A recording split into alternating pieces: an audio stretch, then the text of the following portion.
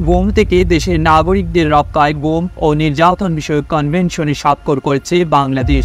বৃহস্পতিবার 29 আগস্ট আন্তর্জাতিক convention for the protection of all persons from forced disappearance সনদে স্বাক্ষর করেন অন্তর্বর্তী সরকারের প্রধান উপদেষ্টা অধ্যাপক ডক্টর মোহাম্মদ ইউনূস। উপদেষ্টা পরিষদের সাপ্তাহিক সভায় উপদেষ্টাদের ফলতালির মধ্যে প্রধান উপদেষ্টা এই চুক্তিতে স্বাক্ষর করেন। এ সময় ডক্টর ইউনূস বলেন, এটি একটি ঐতিহাসিক ঘটনা। বলপূর্বক গুমের শিকার ব্যক্তিদের জন্য আন্তর্জাতিক গুম প্রতিরোধ দিবসের একদিন আগে চুক্তিটি স্বাক্ষর হল। 2006 সালের ডিসেম্বরে জাতিসংঘ সাধারণ পরিষদে গুম বিরোধী সনদটি গৃহীত হয়। 32টি দেশ এটি অনুস্বাক্ষর করার পরে 2010 সালে তা বাস্তবায়ন শুরু হয়। সামগ্রিকভাবে এই সনদের লক্ষ্য গুম বন্ধের পাশাপাশি এই অপরাধের জন্য দায়মুক্তি বন্ধ করা, ন্যায় বিচার প্রতিষ্ঠা ও ক্ষতিগ্রস্ত ব্যক্তিদের সহায়তা দেওয়া।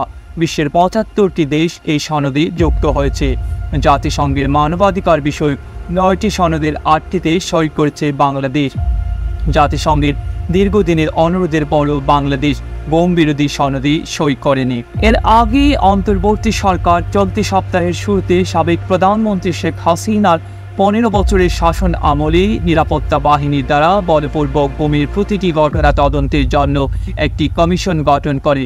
মঙ্গলবার 27 আগস্ট এক প্রজ্ঞাপনের মাধ্যমে বিভিন্ন গোয়েন্দা সংস্থা সহ আইনশৃঙ্খলা রক্ষাকারী বাহিনীর দ্বারা জোরপূর্বক গুম হওয়া ব্যক্তিদের সন্ধান, শনাক্তকরণ ও তারা কোন পরিস্থিতিতে গুম হয়েছিলেন তা তদন্ত করতে 5 সদস্যের কমিশন গঠন করা হয়। কমিশনকে 45 কার্যদিবসের মধ্যে সরকারের কাছে তদন্ত প্রতিবেদন দাখিল করতে বলা হয়। হাইকোর্টের অবসরপ্রাপ্ত বিচারপতি মঈনুল ইসলাম চৌধুরীর নেতৃত্বে গঠিত কমিশনের অপর 4 সদস্য হলেন হাইকোর্টের অবসরপ্রাপ্ত অতিরিক্ত বিচারক মোহাম্মদ ফরিদ আহমেদ শিবলি, মানবাধিকার কর্মী নূর খান, ব্র্যাক বিশ্ববিদ্যালয়ের শিক্ষক নাবিলা ইদ্রিস ও মানবাধিকার কর্মী সাজ্জাদ হোসেন।